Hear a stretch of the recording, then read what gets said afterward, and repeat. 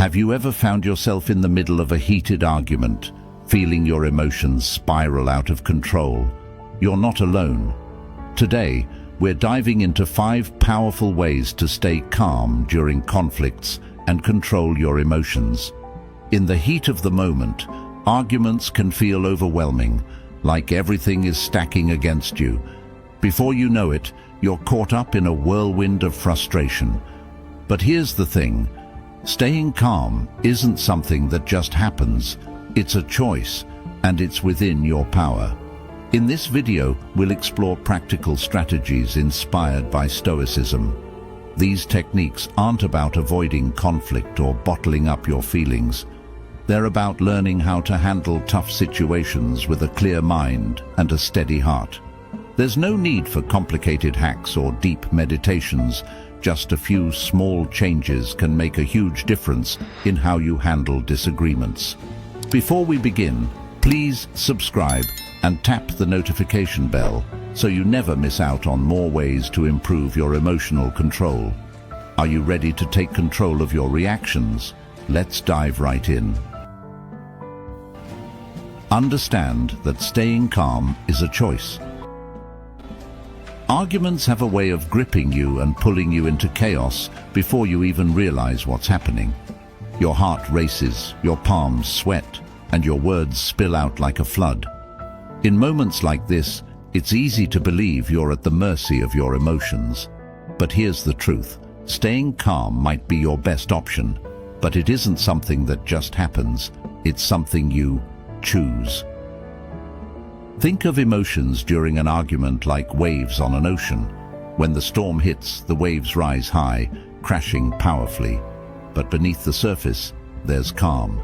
This is what Stoicism teaches us. While external factors may stir the waters, we have the power to anchor ourselves. Marcus Aurelius said, "You have power over your mind, not outside events.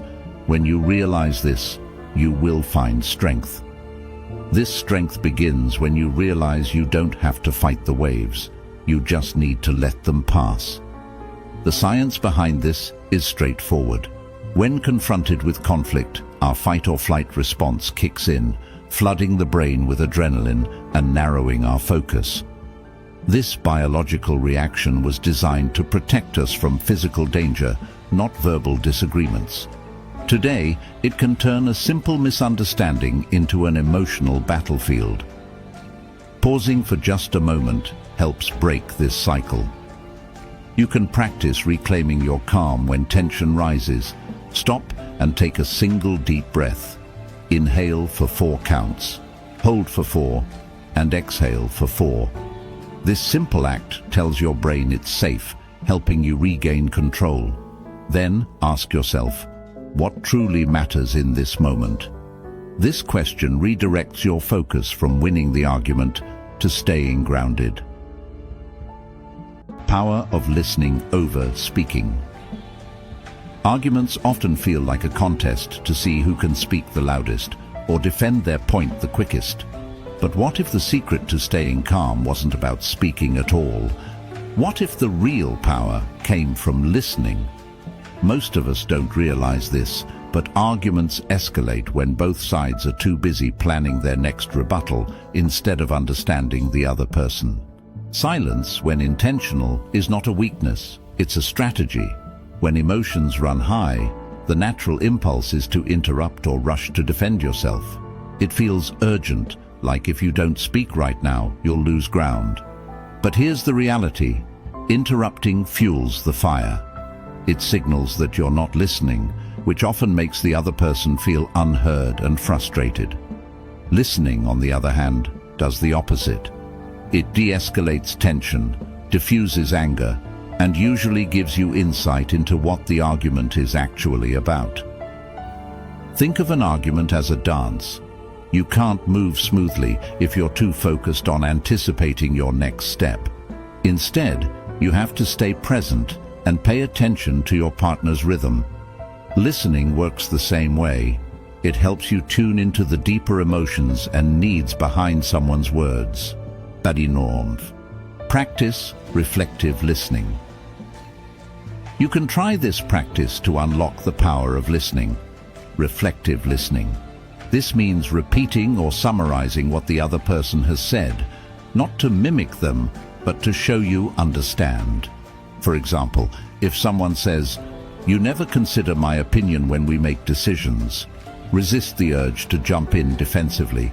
Instead, respond with something like, "It sounds like you feel I don't take your input seriously. Is that right?"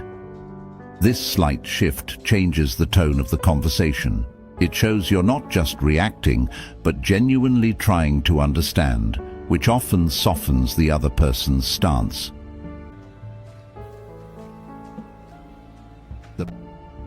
Shift your perspective. Another helpful technique is seeing the situation from an outside view. Imagine you're watching the argument from a distance, as though it were happening between two strangers. From this perspective, it's easier to see what's fueling the conflict and recognize that reacting impulsively will only make things worse. This gives you the power to respond thoughtfully, not emotionally.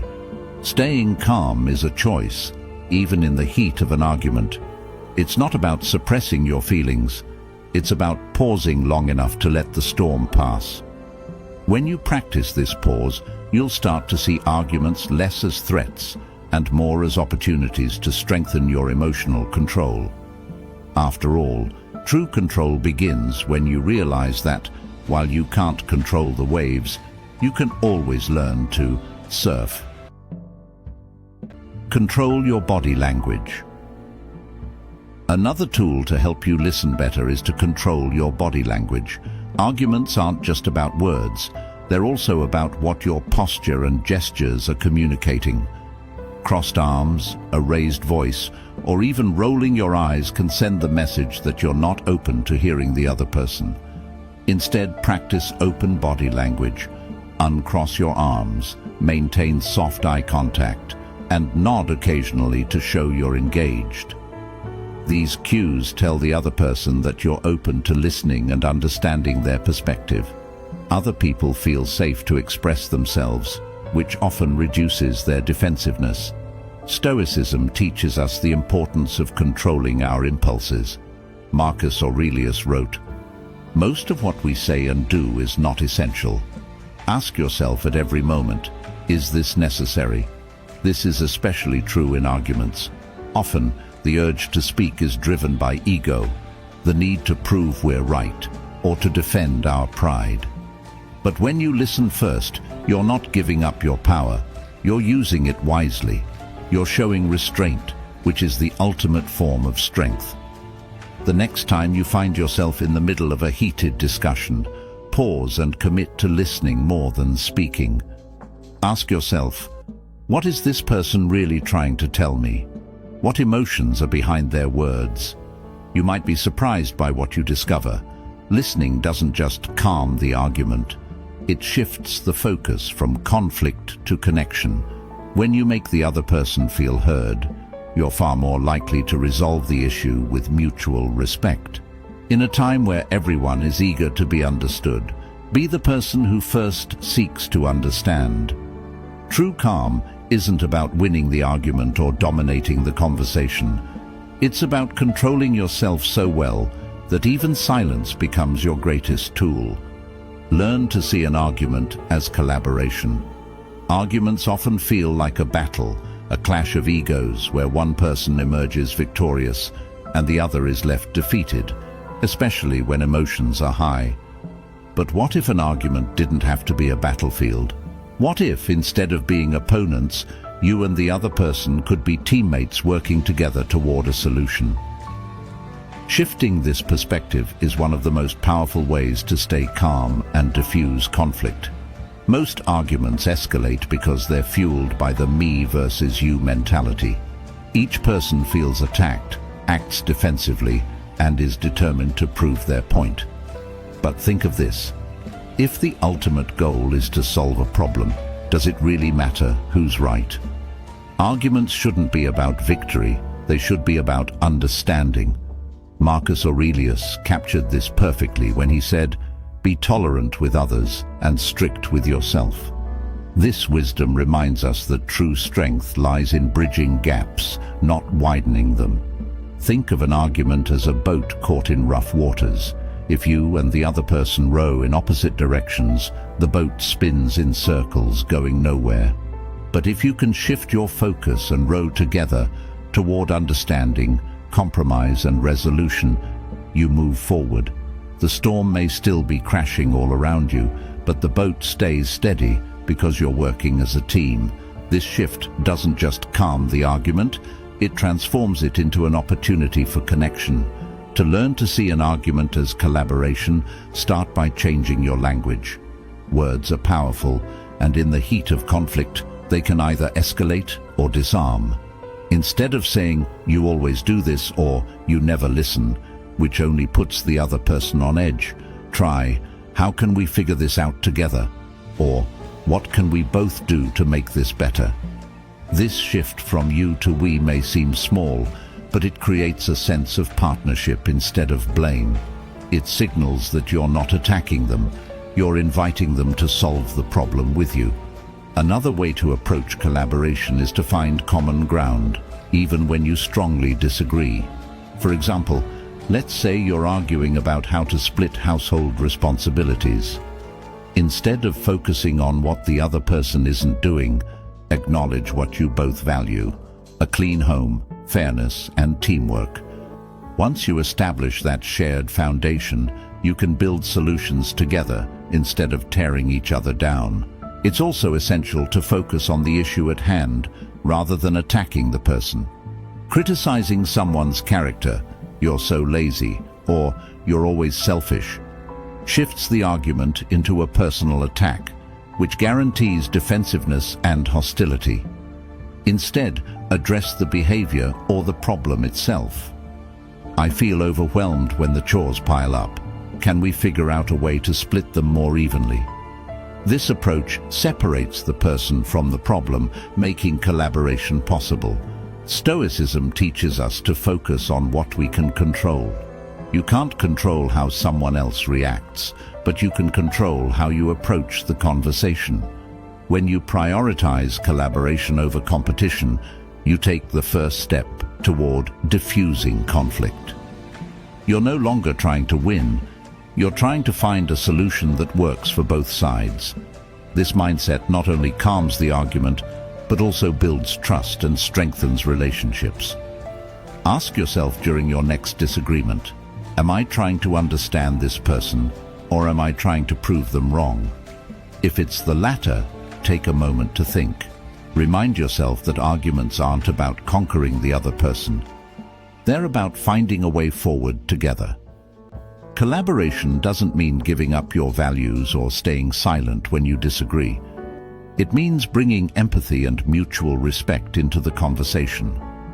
When you learn to see an argument as collaboration, it transforms from a source of stress into a space for growth. You're no longer opponents on a battlefield, you're teammates rowing toward the same goal. In that change, you'll find calm, clarity, and solutions that honor both sides. Master your body to master your mind. Your body often tells the truth before your words do. A clenched jaw, raised shoulders, shallow breathing. These physical signs reveal that tension has taken over long before you notice it. In an argument, your body and mind are like two sides of the same coin. One feeds the other.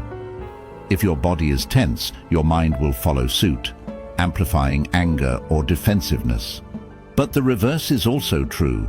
When you calm your body, your mind begins to settle too. Think of your body as the steering wheel of your emotions.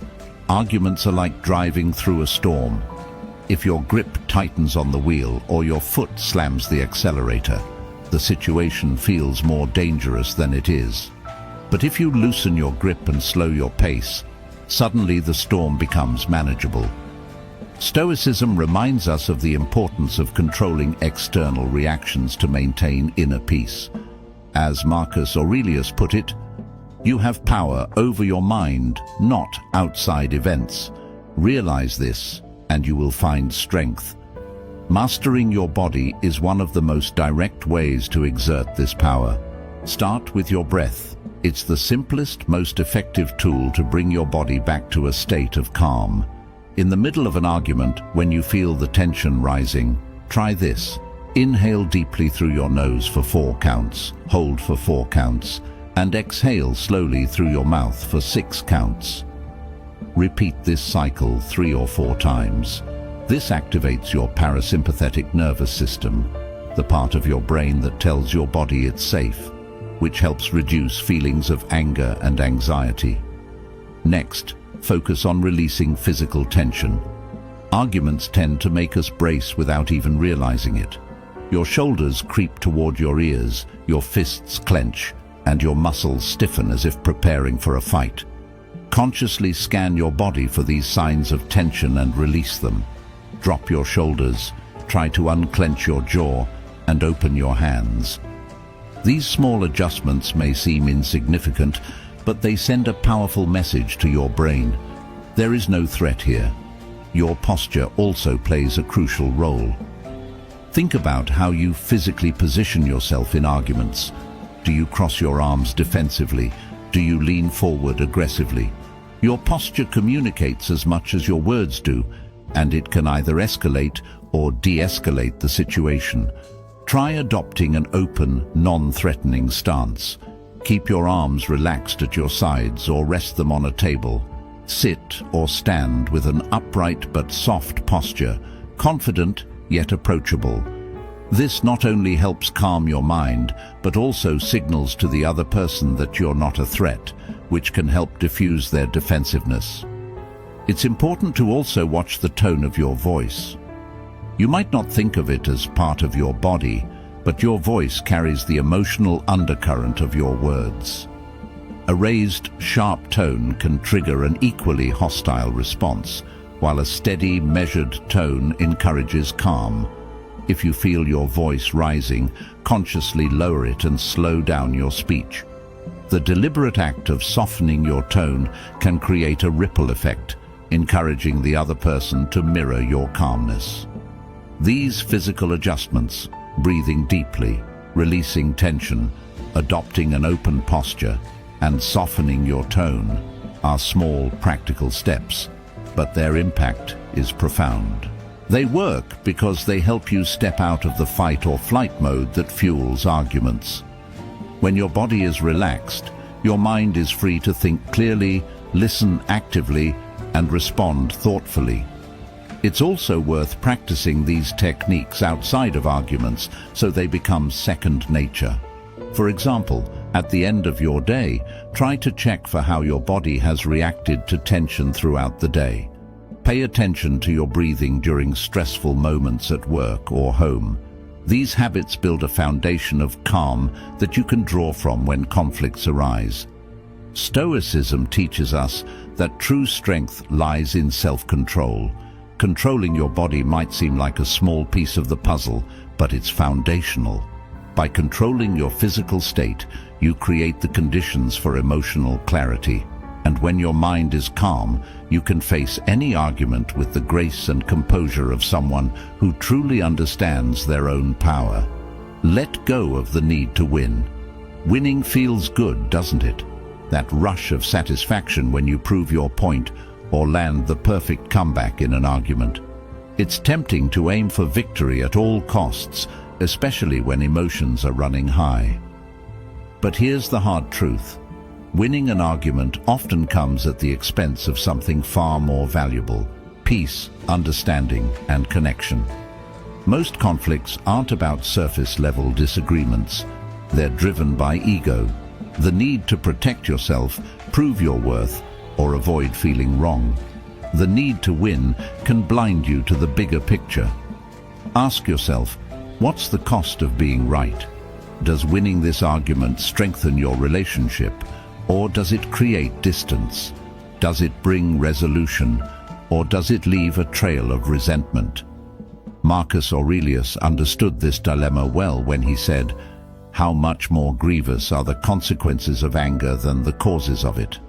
In other words, the damage done in the heat of the argument often outweighs whatever started it. Letting go of the need to win doesn't mean giving up or agreeing with something you don't believe in. It means shifting your focus from dominating the conversation to understanding it. Think of an argument as a fire. When you feed it with ego-driven responses, sarcasm, defensiveness, or blame, it grows hotter and harder to control. But when you choose to step back, pause, and let the flames die down, the fire eventually extinguishes itself. One way to let go of the need to win is to practice humility. This doesn't mean lowering your worth. It means recognizing that your perspective isn't the only one that matters. During an argument, ask yourself, is it possible that I'm missing something here? What can I learn from the other person's viewpoint? This mindset creates space for curiosity and empathy, which are essential for resolving conflict. Another powerful tool is learning to say, "You might be right." These 4 words don't mean you're conceding defeat. Instead, they signal that you're willing to listen and consider the other person's perspective. This simple phrase has a disarming effect. It diffuses tension and opens the door to a more collaborative conversation. You're not agreeing just to keep the peace. You're showing the other person that you value their input, which often inspires them to do the same. It's also helpful to think about the argument's long-term impact. Imagine looking back on this conflict a week, a month, or even a year from now. Will it still matter? In most cases, the answer is no. This realization can be freeing. It reminds you that some battles aren't worth fighting, and that preserving the relationship is often more important than winning the debate. Letting go of the need to win also means being okay with unresolved disagreements. Not every argument needs a perfect resolution. Sometimes agreeing to disagree is the best outcome, especially if it means maintaining mutual respect. Stoicism teaches us to focus on what we can control, and that includes accepting that we can't always change someone else's mind. During your next argument, try this. Take a moment to ask yourself, what truly matters? Is proving your point worth the strain it puts on the relationship? Is the argument helping you grow, or is it feeding your ego? These reflections can help you shift your focus from victory to understanding, from conflict to connection. When we prioritize understanding over winning, we create space for compromise. Arguments, when approached thoughtfully, can become opportunities for deeper understanding and personal growth. By consciously choosing to listen, reflect, and value the relationship over the need to be right, we pave the way for stronger bonds and healthier communication. Remember, the most meaningful victories are those that strengthen, not weaken, the connections that matter most.